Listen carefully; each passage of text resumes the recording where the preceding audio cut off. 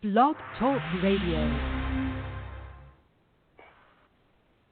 Good evening, ladies and gentlemen, boys and girls. It's your boy Limes here with another episode of Terror with a Twist of Limes. We're going to have a real fun show tonight. Oh, turn that off, Adam. What the heck is going on? There you go. Sorry, that's the blender. Who's having a smoothie and does it have strawberries in it? Goodness. Okay. Now, okay. Where were we? Oh, I know. We were introducing the show, weren't we? That's it. Yeah. So we're going to have a fun show tonight. We are going to be talking about the Phantasm series, Don Coscarelli's wonderful movie that spawned 4 sequels.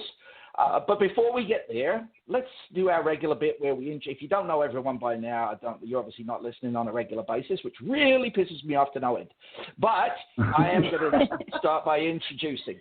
So with us, as always, is my co-host, and as you know by now, Moral Center, Amy. Say hello, Amy. Hello, everyone. Good enough. We've got the head of Deviant Legion and my other sidekick, Mr. Karl Adam. Say hi, Karl. Greetings, salutations, everyone. And producing us with his own show, he has his own show, Cathogray, and he's been very nice enough to come in here and produce our show tonight, is Adam. Adam, say hi. Hello. I said say hi, dude. Come on, man. Anyway. Hi. Moving swift. There you go.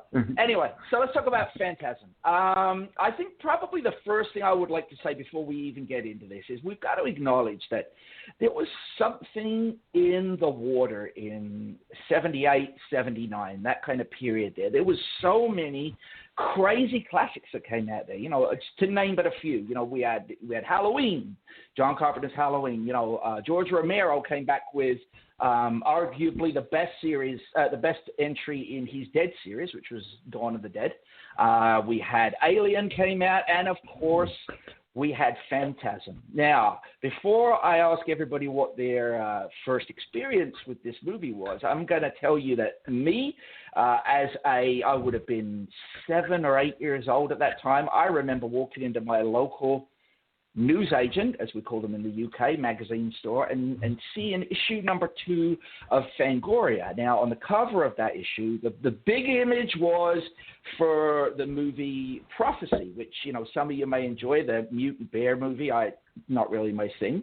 But I was drawn to a tiny little picture on the side there of Angus Scrimm as the tall man. And I was like, what the heck is this? And, you know, scrolling through the pages there, I saw this, you know, these wonderful images was immediately captured by these images of these dwarf creatures and the silver ball stuck to someone's head with blood coming out of it. And my mind was blown.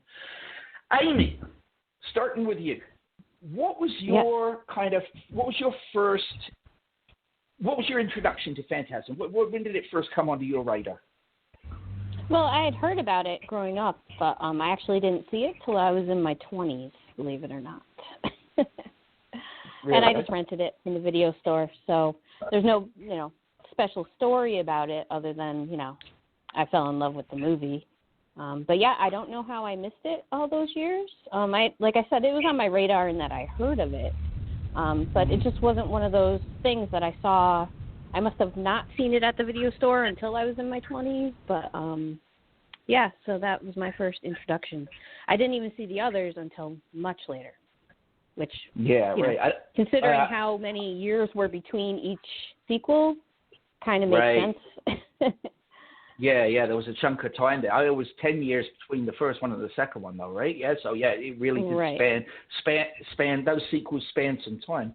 What about you, Karl? When did Phantasm sort of hit your radar? 1979. I'm older than you guys, so I was in my 20s at the time. And I'll tell a quick story. I've read this article in Time.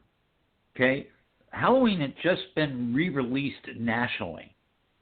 There was this article. Are these 2 films the future for horror? ? It was in Time magazine. I think it was Jay Cox who wrote it. But basically, the first article was about Halloween. But when it got to Phantasm, it was just like, one of the questions is, what is this thing? Because is it, you know, horror or sci-fi or that sort of thing? And that article just said, I have to see this. And luckily it came to my local theater. And I saw it, and I was blown the fuck away. Mm-hmm. I've never seen anything like it before or since. So there you go. Yeah, really. Yeah, you just said something right there about never seeing something like it before or since. Like, it's really unlike whether you want to class it as horror or sci-fi. And I know Angus Scrimm had issues with the sci-fi aspects of it. I think we all know that. He was pretty vocal about that. But yeah, there's really nothing like it out there. There's really nothing. What about you, Adam? How did it hit your radar? Well, you know, my first experience with the works of Coscarelli was Beastmaster, a film I grew up with. And as I got a little older, and by that I mean 8, 9, I realized that movie I'd seen with the Ball of Death was from the same director. And I became curious about it. But, you know, back then, in the late 80s, early 90s, for some reason, they always had Phantasm on super late at night. And I ended up having to record it, set my VCR to record it one time. I think I was finally about 11 years old when I finally saw it, and thinking to myself, you know, that was different. It wasn't until I saw it again when I was a little older that I really appreciated it. I remember thinking that it was good, but, you know, even if you were a bit of a precocious 11-year-old, you're still a precocious 11-year-old, and it takes a little bit of life experience to really appreciate the finer points of the film. So, you know, I was a kid, but it was a film that stuck with me, and I then watched it several times while I was a teenager. Enjoyed it quite a bit, but I hadn't seen it again until the lead up for this episode, and damn if it doesn't hold up really well. Yeah, it definitely is, and I feel certain, you know, we're going to kind of clash over some of the sequels. I know Amy and I already got our pistols drawn at dawn over one of them. Not necessarily. Not necessarily. But we'll I see. think we'll see.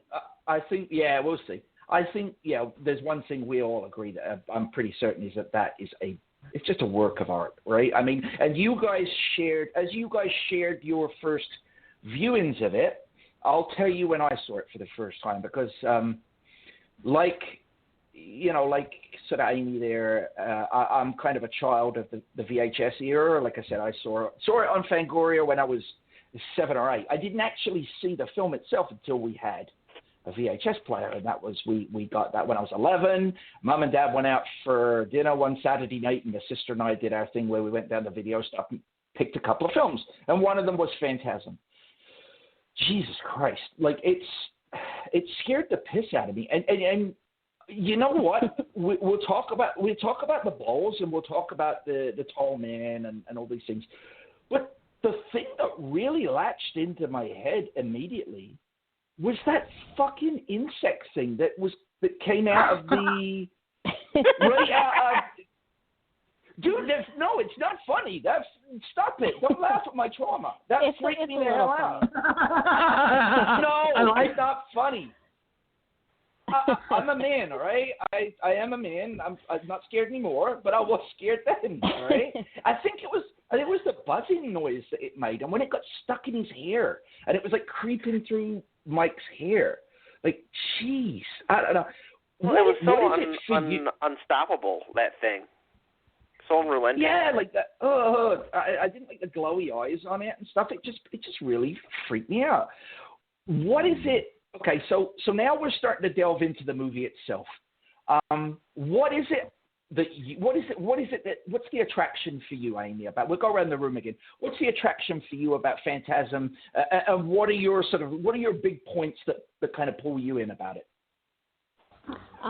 Basically, because it was so different than anything I'd seen. just the story, and it's so nonlinear. I didn't know what was going on when I saw it, and it took a couple viewings to, everybody has their own opinion on what is actually going on in these movies. But the first time I saw it, I was like, I have no idea what's going on. I just knew I loved it. So that was a big thing because it was, it wasn't like it wasn't a typical slasher. It wasn't Freddy Krueger.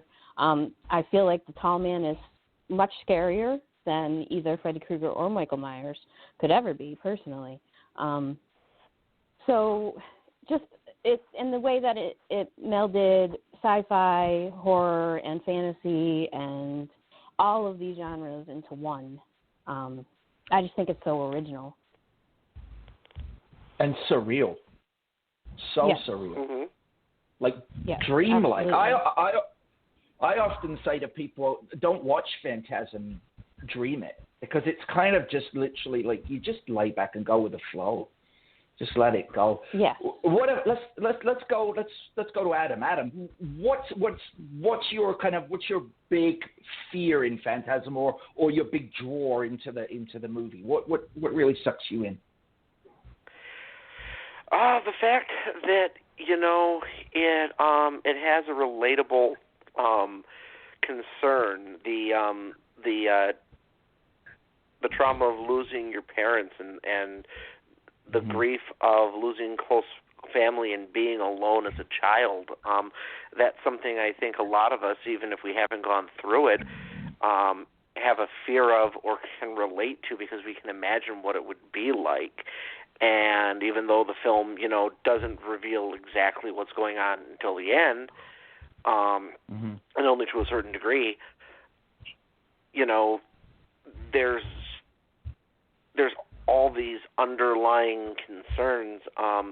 It's more than just a horror or a sci-fi movie, and all the best horror and sci-fi movies are really about something else. But this one is special, and it's really hard to put my finger on just one aspect. It's just so well done, and the fact that it was done on such a small budget and yet is so impressive, I think is a testament to the talent involved in pulling this thing off. Yeah.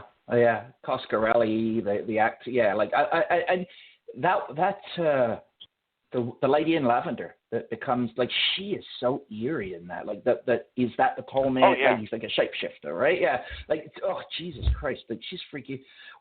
What about you, Carl? Is it the sci-fi? Is it the horror, or is it something else that pulls you into the film? It's a fever dream. Okay. Elaborate. I had a chance to watch 3 of the sequels. If you go through all the movies, there's no sense of, plot structure at all. There's none. You can't figure this shit out because it jumps all over. And then when he's doing the sequels, he's throwing in outtakes from the first film and he's cobbling things together. And yet, if you look at this whole universe that he's put together in 5 films, it has an internal sense to it, and yet it makes no sense. And that's the beauty of this film. That's the reason why this universe, the Phantasm universe, is unlike anything else. Seriously, there's nothing out there. And there's a lot more elements that I'll get into later as we get to certain actors and certain things. But man, it's an amazing bit of work. Yeah. And universe building. Okay, go ahead. I'm done. Yeah, sorry, buddy. I just I just wanted to pick because you threw something really awesome in there, and I just wanted to make sure that it didn't get lost. When you said about the logic and the being like a fever dream, yet the logic, the world building is fantastic, right? And it never, even though, like you say, even though it's kind of all over the map, it's kind of a stream that's sort of going here, there, and everywhere. There is an internal logic in there that they never fuck with. They don't just say, oh, well, this is magic. Let's just anything can happen. there's certain things in there and certain internal logic that they never break. And I love that about it. I'm going to have to say that I've noticed that that's something that I'm going to lay at the feet of Coscarelli, because you look at all of his movies.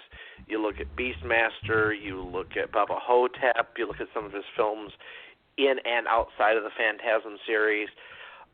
He's really good at creating worlds and abiding, at least to a certain degree, by whatever rules and logic he set up, or illogic he set up within those worlds.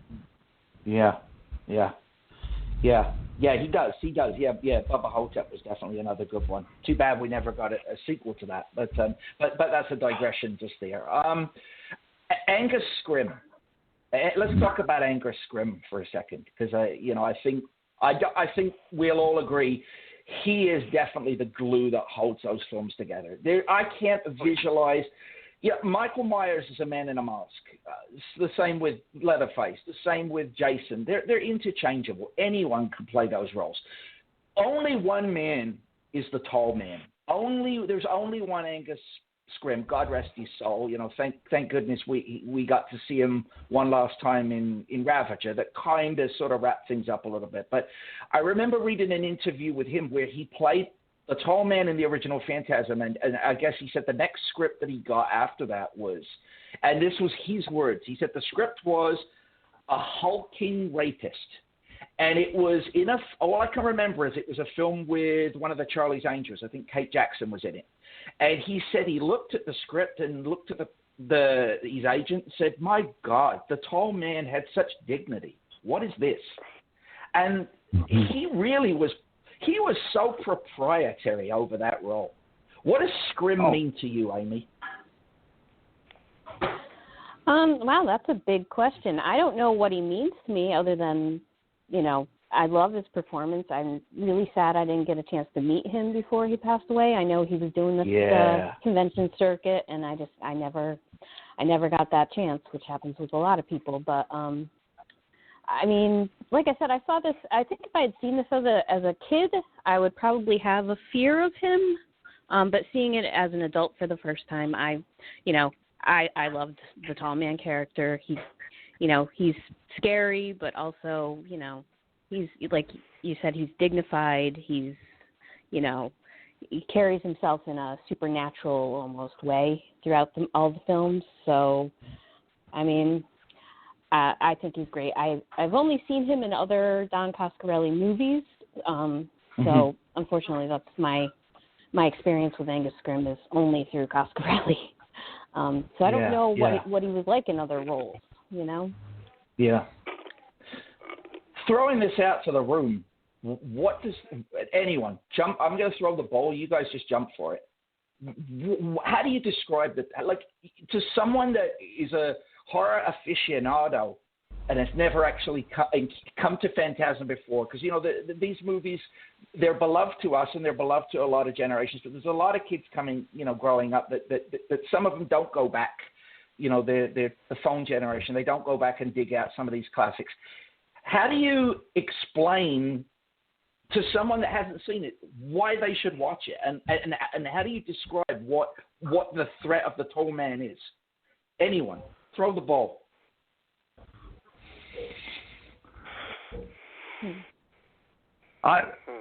You basically just say you haven't seen anything like it. Seriously, I can't think of any other answer to that. And I also want to dip back on Angus Scrimm for a second because I didn't get a chance to talk about Angus. Go for it. You said the dignity, and I think that's a big part of it. Other thing is, I'm going to throw a question out and true or false. True or false? Did Angus Scrimm ever win a Grammy? This is a trick question, right? Did he ever win a Grammy? Yes or no? Yes, I'm going to say, just because. Okay, who else? Does anyone I else have no want to idea. on this? Yeah, he did. He did. I could see him winning a Grammy because he had a very interesting voice, and I could see him doing It had nothing to do with his voice. Before he was an actor, he wrote album notes and covers. Oh, he actually wrote the album notes for the Beatles' Revolver. Shit. Are you serious? I'm not kidding. I'm not kidding. And that's what he won a Grammy for. Jesus Christ! I never knew that one. That sideswiped me. I just want to go on record and the thing about Angus is you're right. Nobody else could do that role because once he took that role, you couldn't see anyone else in it. There's no way anyone else. I mean, the beauty of what he did with that is he made him not only an iconic villain, horror movie villain, but he made it into an icon. Yep. And I would say that the only person I can think of in modern horror that's comparable in terms of that. Honestly, you might point to Tony Todd in the Candyman series, but I'm going to say, but I'm going to point to somebody else even more than that in the last maybe say 60 years of horror, because I'm going to leave the classics of Hammer and Universal alone. I'm going to say that this is probably the most iconic horror role since Perkins in Psycho. Yeah, beauty. Yeah. Gotcha. But I will also say that while I didn't get to meet the man, I did get to see him from a distance and hear him laugh when somebody apparently told a joke at a convention. And he had a really unexpectedly hearty and fun laugh. You associate him with this big, scary motherfucker. And yet, that's not how he was at that convention. Yeah. It's interesting because you mentioned Tony Perkins there, and he often, on multiple occasions, I heard him refer to Norman Bates as the Hamlet of horror roles. And there's something almost like you hit the nail right on the face, my friend, with that one, because there's something almost Shakespearean a little bit about the Tall Man, and he's the way he delivers some of those lines, and it's almost very literate in some ways. Especially, I can't remember which one of the sequels. God, there's a line right on the tip of my tongue. I'll come back to it. But you know what I mean, that dialogue and the way he delivers it, and the eyes. It's almost like he's got a prosthetic on his eyes, but he doesn't, clearly. It's just acting. It's just another, like, Lon Chaney Sr., the way he would motion his face and stuff. Freaking amazing. So what about we gotta talk ice cream. Reggie Bannister. Reg. And that's why I'm going to talk about number 2 in a minute. But I don't know. Reg kind of. It's funny when you look at the first film. Reg is sort of in the background to a degree. He's not the hero of the piece, but he does. No, he's more of a sidekick. Right, more of a sidekick, but he becomes the main protagonist of the whole franchise. It's all about Reg. Oh yeah, by the end, it's all his story. And I think that's another interesting thing that happened throughout the 5 movies is how the focus changed. And it was, Mike and Jody, and then, each movie just progressively became more about Reggie, which I think is great. I'm a big fan of Reg. Yeah, I love him. Yeah, he's second only to, I don't even know if he's second to. I put him on par with with Ash from the Evil Dead. I would have either of those guys watching my back. You know, I probably want Reg watching my back more than Ash.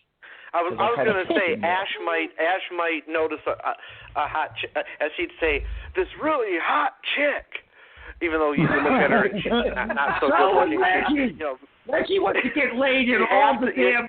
Yeah, but you know what? Reggie might do that, but we know for a fact Ash is going to. Ash is going to fuck up. It's inevitable. Reggie might. I take my chances with the might rather than the absolute. I want 50-50 chances rather than 100% chances of getting killed. Well, and that's also a point of in the Evil Dead movies, Bruce Campbell's character Ash obviously changes too. He becomes more goofy with each progressive sequel, and then by the time Ash vs. Evil Dead is on, he's just a clown. And I still love it. That's probably I go back and forth between which is my favorite franchise, either Evil Dead or Phantasm. Right now I'm in Phantasm world, so but yeah, that's like another series where the characters actually grow or change or regress in the case of Ash. But I think that's pretty interesting. So moving on from Phantasm, and we can always go back to Phantasm, because we're just like the films themselves. This is just a nice fluid conversation here. But Mike gets dragged through the mirror at the end, boy, and you have what could have been a beautiful one and done. I mean, really, you don't need a sequel to Phantasm, but there was always that lingering question, what the hell, what next, what happened? And we found out in 88, 89. I saw it in 89 because I was in the UK.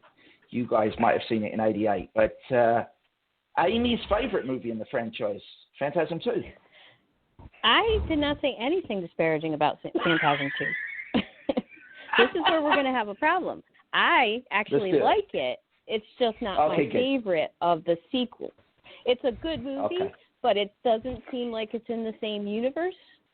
It is, but it isn't. It's a little too straightforward. It's a little too much like, hey, here's an action horror sci-fi movie for you. And I mean, obviously they had a bigger budget, so yeah, effects were better and things like that. But you replaced Mike. I don't know. I like James LeGros. He's great. And it's a good movie, but to me, it's the weakest of the Phantasm series. Somebody can tell me if I'm wrong here, because I'm probably sure if anyone knows, probably Carl knows this.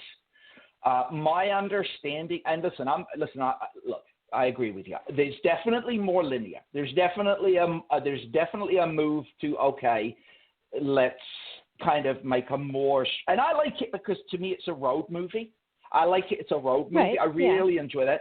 I like the fact that we get to finally see Reggie start being a badass with the gun in it when he makes this is where we see the quadruple barrel shotgun and everything. And I like the fact that it feels like a quest. It feels like they really are in, as the tall man calls it, the game now. Like he's playing with them, he's toying with them. He's that epic idea that he's going from cemetery to cemetery and he's starting to drag up the dead and turn them into his army to go to this other dimension, wherever he's taking them to.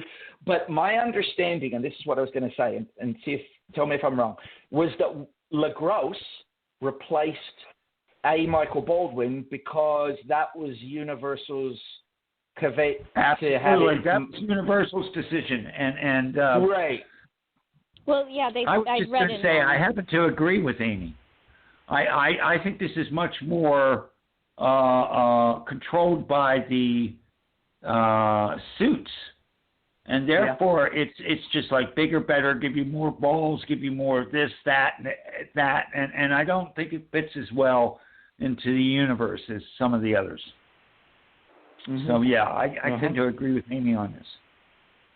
What about you, Adam? According to Coscarelli's book, it's been a long time since I've seen this one. I remember thinking it was good enough. It definitely expanded on the mythology. Yeah. Established in the first Sorry, one. Sorry, Amy, I cut you off there. Please, continue what you were about to say there. No worries. Go on. No, go on.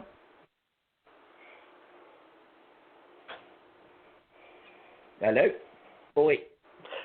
No, please go on. Adam can continue. Oh no, I'm finished. We sometimes with Blog Talk there is a delay in sound, and it will appear that people are finished talking when they're not. So then you'll find that someone has started a new question, and the other person's voice suddenly kicks back in, and you're like, uh-oh, they're still talking. So we apologize for that. That was a Blog Talk problem. So it was unintended rudeness because of Blog Talk. So please continue.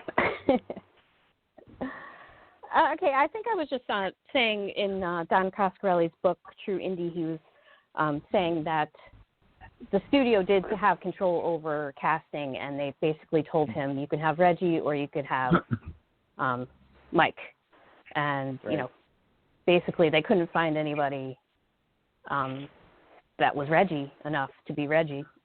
So that's just what I read. It's been a couple years since I read the book, but that's what I recall, is that the studio kind of nixed A. Michael Baldwin as the character, and Coscarelli had to audition a bunch of other people.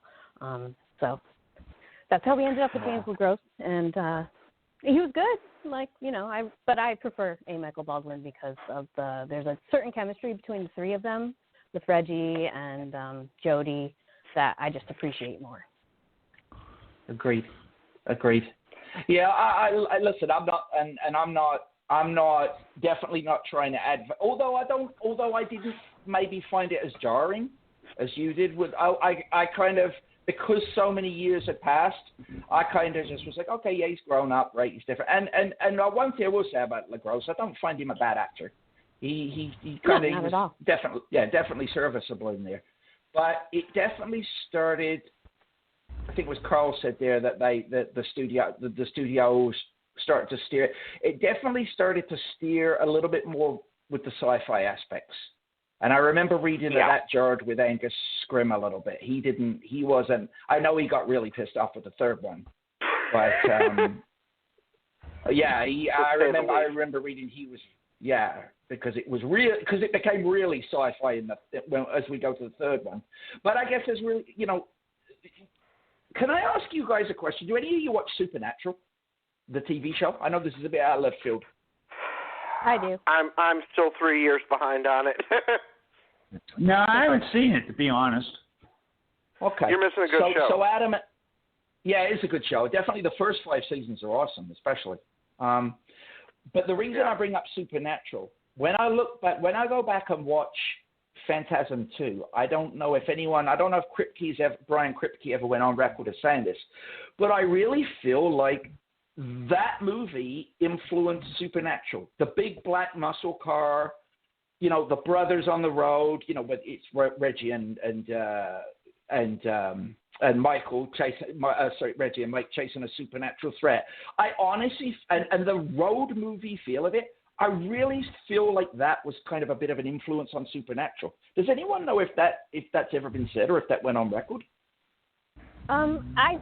I don't know if it's on record, but I have seen some stuff recently online where people are, you know, kind of angry about that. They say Supernatural is a ripoff. They just, you know, stole things from Phantasm. And, I mean, there's definitely similarities. I agree with you there. But there's so much in each universe that is different from each other that, there's going to be similarities in things. Do I think it was a straight ripoff? I don't think so. No, I don't. And I want to be clear. I'm not in any way accusing it of ripping off. I mean, I love Supernatural. I thought Supernatural was awesome. We're, as artists, you know, we all get inspirations and things. I just really feel like that there was some inspiration there. And that's good. They went and did their own thing with it.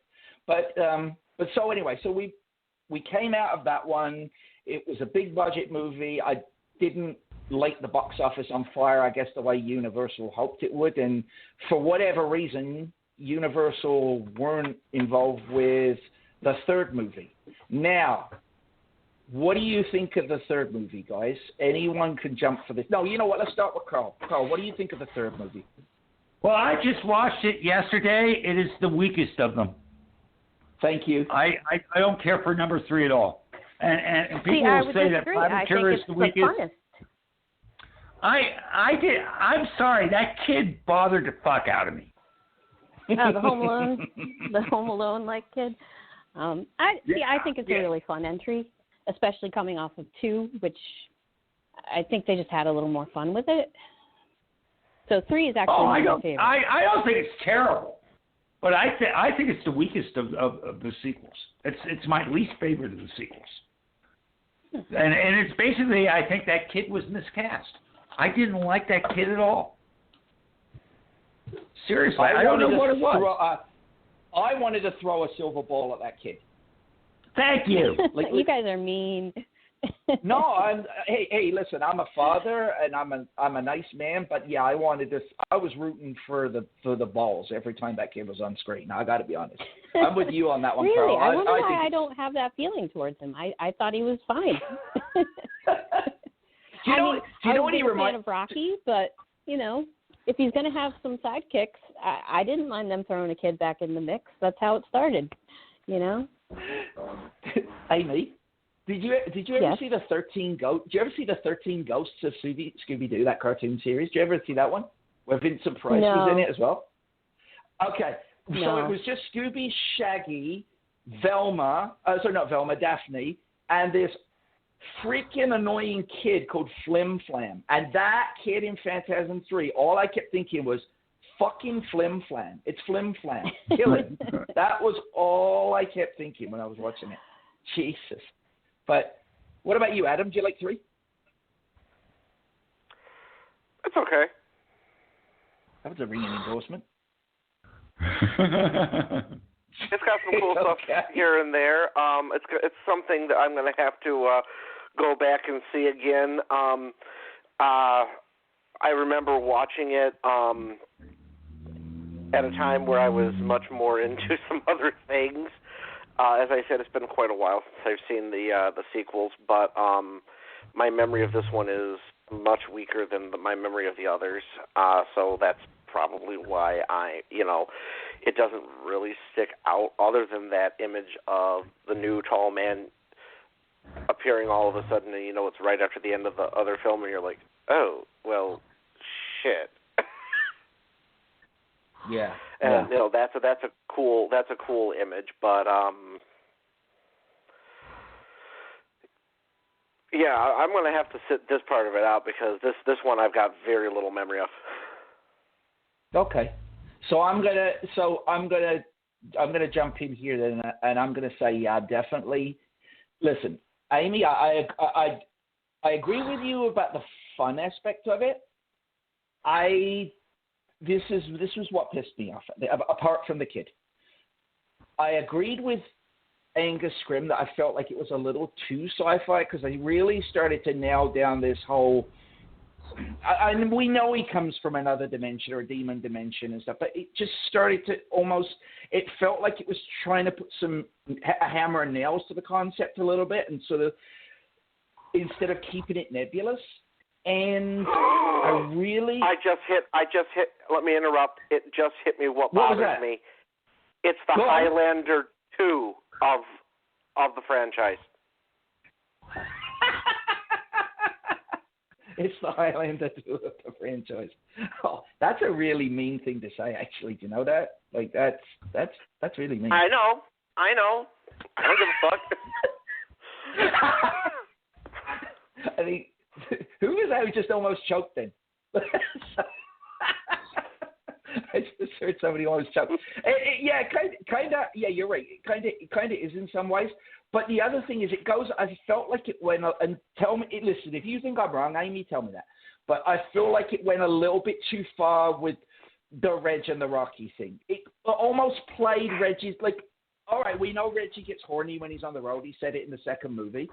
But when he was kind of hooking up with the girl they met on the road, there was, like, obviously a nasty twist to it, and it didn't go too far. I felt like the Reg and Rocky thing was a little bit too comedic. Then there was what was with the 3 freaking comedy relief undead villains that were chasing the kid? they pissed me off as well. I mean, it's like the kid had to have his, moment where he could do the Home Alone stuff, like the rigging of the house, and he needed somebody to do that too. That's what kills me about that movie. That's it. I hate Home Alone. I fucking hate that movie, and that's why I hate that movie. Thank you. You do realize that this is where the tall man was going to be tied to a chair, and Shaggy and Fred and Scooby and Velma and the rest were going to take a mask off and say, "It was mean old Mr. Peterson all along."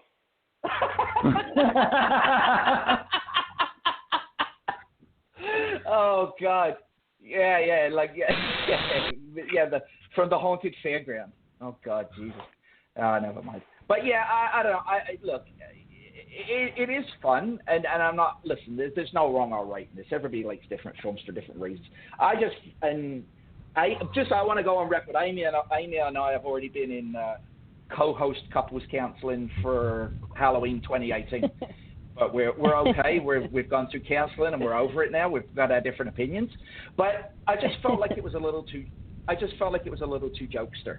When Phantasm 1 was really dark, and Phantasm 2, regardless of the studio interference or whatever, it still kind of carries that darkness that comes through. So I was overjoyed when we got to Oblivion, because I think that was fantastic. It brought back everything that I loved from the original movie.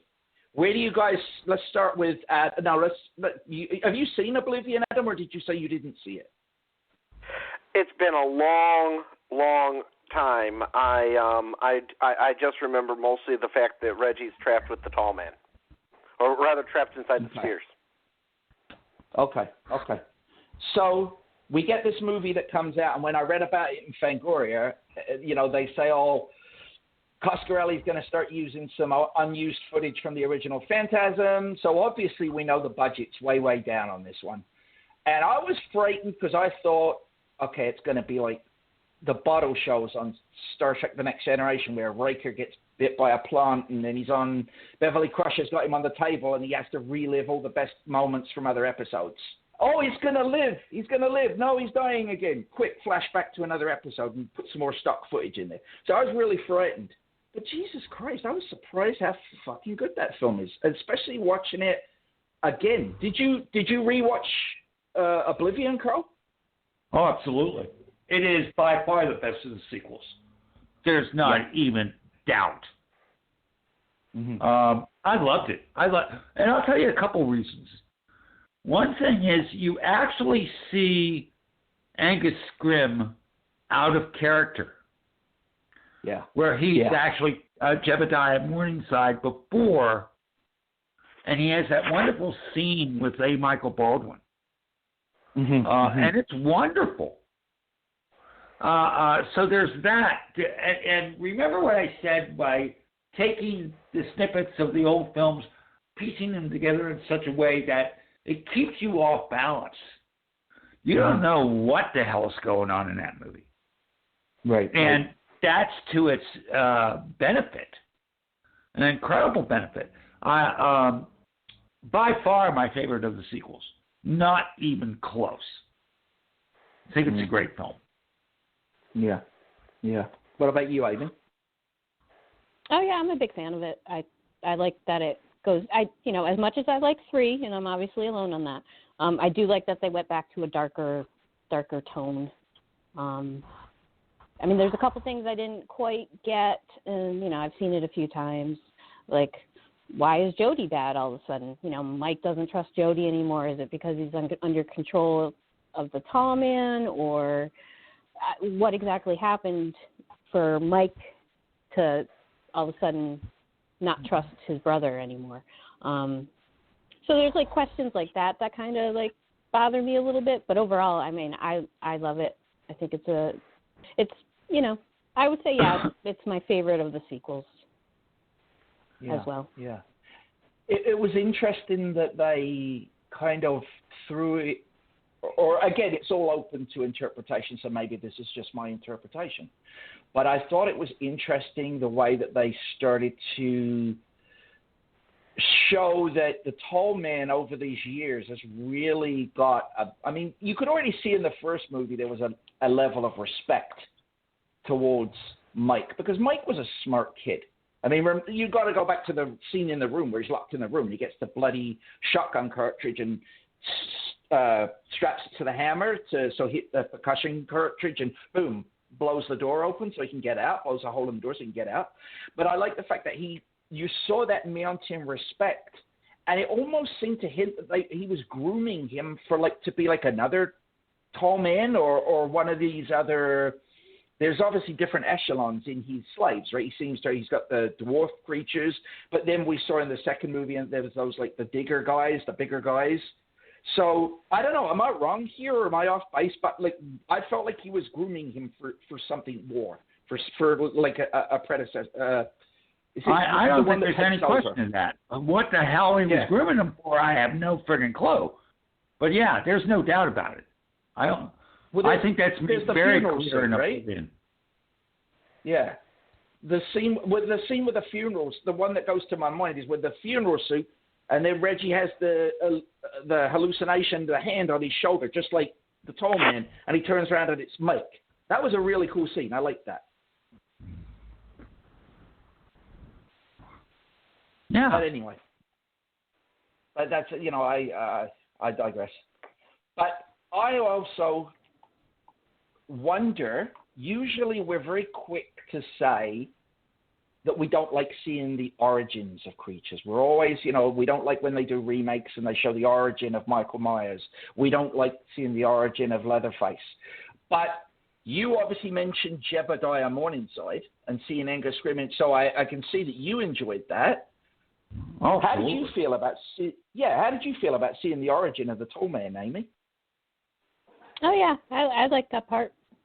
I agree with Carl. It was, I don't know, I think it was interesting to see where he came from, and I do like that scene a lot, where he's just seems like a nice old man, not, the scary tall man. So he was somebody before. He wasn't always the tall man. So yeah, I thought that was good. I'm still questioning why the fortune teller woman was there. Was she his wife? Was she? That always throws me. Like I said, I have a lot of questions about Phantasm 4, but you should have questions about these movies because, there's a lot to interpret. It's pretty open. But yeah, I like seeing the origin of him. And you know what? We're all. I know Adam says he only has sort of vague memories of Oblivion. So I definitely remember him showing up, seeing Morningside, and becoming absolutely terrified of him. That scene sticks in my mind. But like I said, I'm going to have to revisit the. I guess I'll even have to revisit part 3, but. I'm gonna definitely go back to these because I've seen the first films, but I did not see Ravager. Okay, we'll get to Ravager in a second. It's definitely, Adam, you got to put it on your list. I know that kind of tips my hand a little bit, but yeah, it's you got to watch it.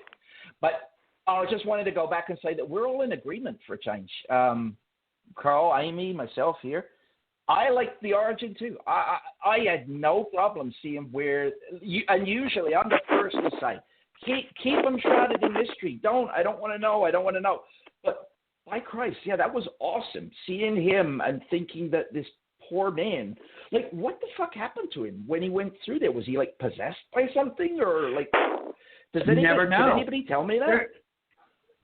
Nobody knows. See, that's the thing about this series. There's so many questions that it's all up to your interpretation. That's one of the reasons why this is such a unique universe, because nobody has the same fucking opinion. You might agree on one thing, but not on another. And so these questions that Amy's coming up, who knows why the fortune lady was there? Maybe he just cast her like, you're cool, we'll put you in somewhere. Doesn't matter. Because when it comes right down to it, the whole universe has questions, and you don't know. and it's so haphazard that you're trying to figure it out, and that's part of the joy of this. You know, I love this series. I truly do. Yeah, yeah. So where do you sit on? I don't know, guys. I'm gonna ask. What do you think? Should we keep Ravager a little spoiler free because it's the most recent film, and what do you? How do you want to go about it? 5 years ago. Yeah. All right. I mean, okay. we can, but I mean, it was 5 years ago. And, you know. 2016. I think. If you don't want to hear about Ravager and you haven't seen it yet, too fucking bad. We're going to talk about it. Adam, put your hands over your ears and go la la la la la la la la la. Carl, I'm going where do you sit on Ravager? Don't worry about it. Do it. Cover your ears, buddy. Let's hear it. Come on, Ravager, Carl. Okay. Yeah, we got. See, the thing about Ravager, and I just watched it 2 hours ago or 3 hours ago.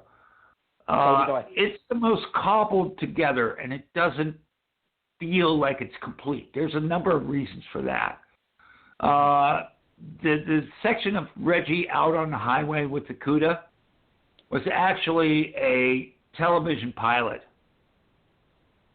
And then there were other things that were involved that they were trying to get like a work print of certain scenes and that sort of thing. This is why it's not directed by Coscarelli, but I think it's Tim Hartman directed it. David. But nonetheless, again, what he does is he has these pieces to put together, and he finds a way to make it work. And the weird thing is, he'll do a flashback, right? And then with the younger characters, and then do the flashback again with the older characters. And he'll do things like that, which still keeps you very. Your feet aren't firmly on the ground on this at all, as it is true of all the films. And so he keeps that feel to it. But I do feel that this is one of the weaker things. It certainly did not do well on the festival circuit. I know in Knoxville that it didn't do well at all. But I don't care. And the other reason he did it, he knew Angus was dying. And he wanted to give Angus one more shot at this character. And I don't care what anyone says. That's the reason you should watch it. Yeah, agreed. Yeah. How did you feel about it, Amy?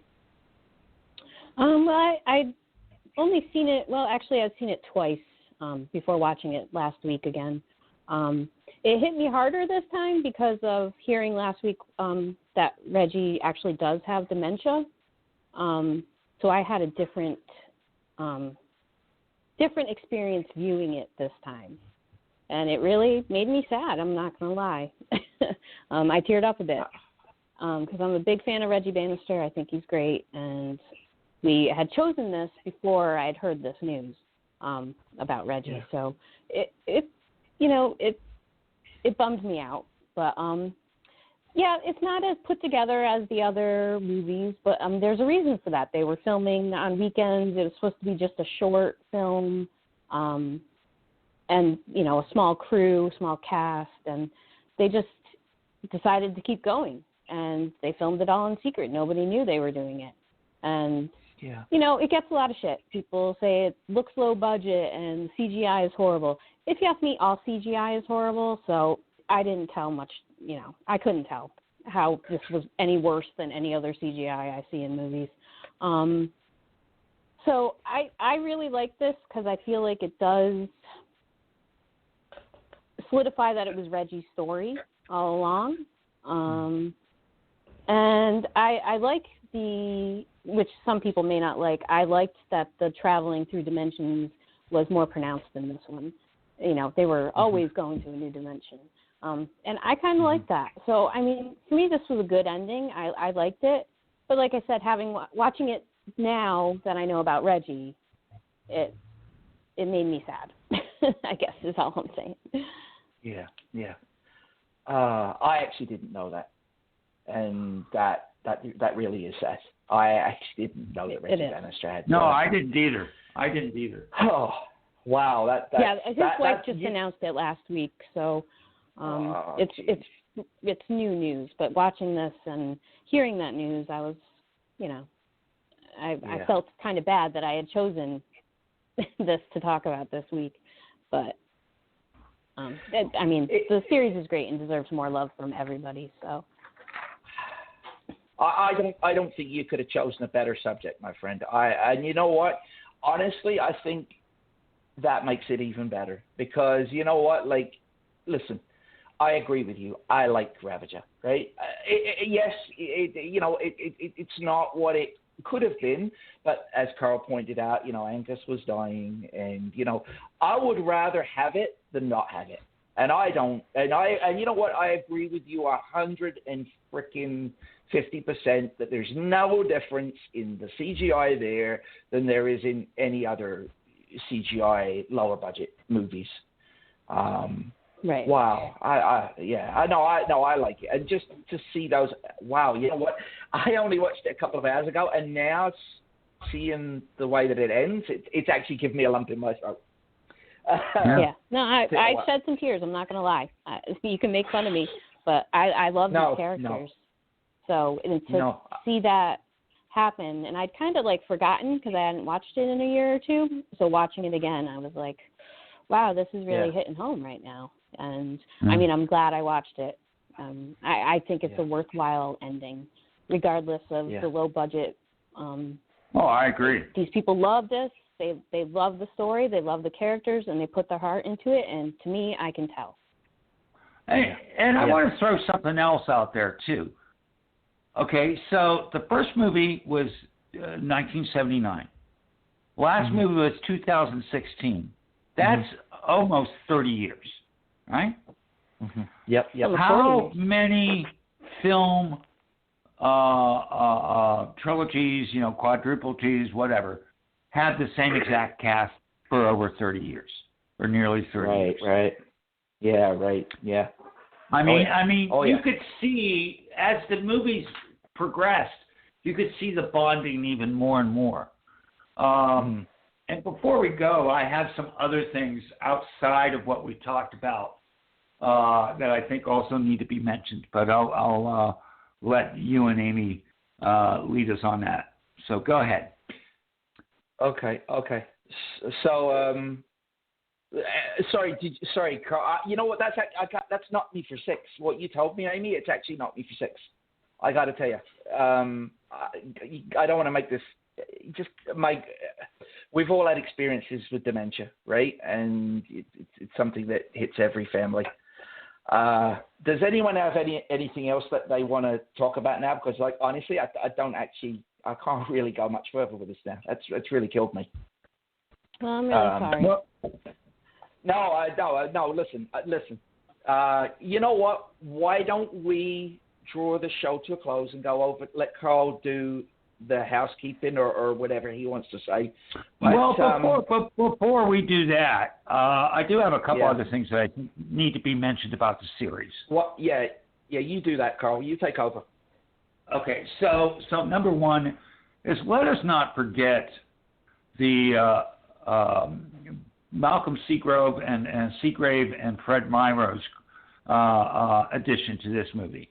And if you don't know who I'm talking about, just listen to this.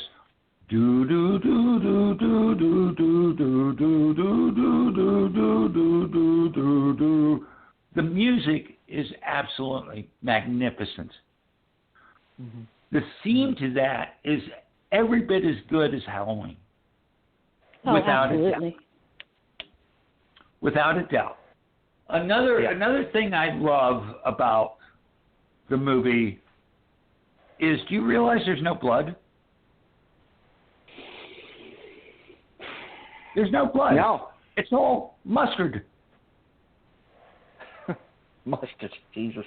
No, it's mustard.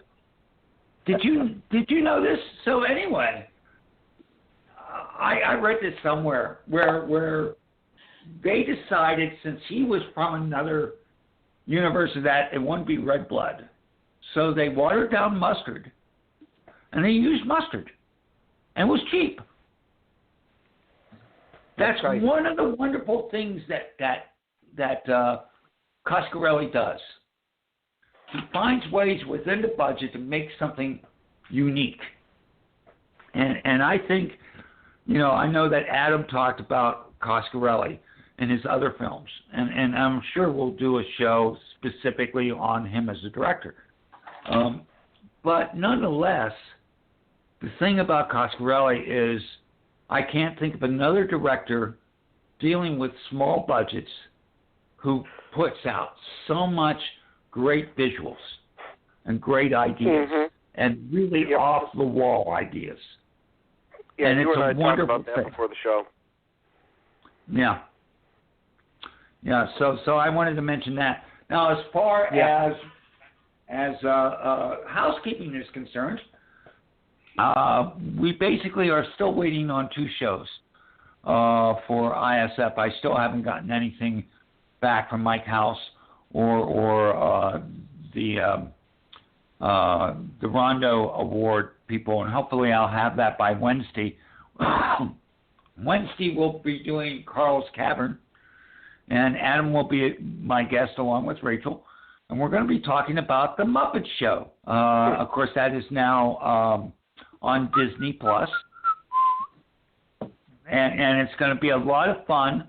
We'll be talking about our favorite host, our least favorite host, and just basically about all our favorite Muppets and all that. So we'll be talking about that on Wednesday.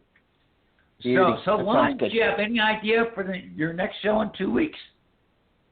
You know what? I do, but it's absolutely gone right out of my head. I will be posting that on, you know what, I'll keep you posted, Carl. I got a couple ideas to bounce around, a couple of people I'd like to get on the show, potentially. Let's just leave it there for right now. That'd be perfect. All right, fair enough. So why don't you take us out, Wags? Yes, let's do it. Ladies and gentlemen, thank you for being here tonight. I really want to apologize if I was a little off at the end of the show here. I really had I had no idea about that news that's broken about Reggie Bannister. So I would actually just like to say to Reggie's family, if they're listening by any chance, to Reggie himself, God bless you. You mean more to us horror fans than you could possibly know, sir. Love you.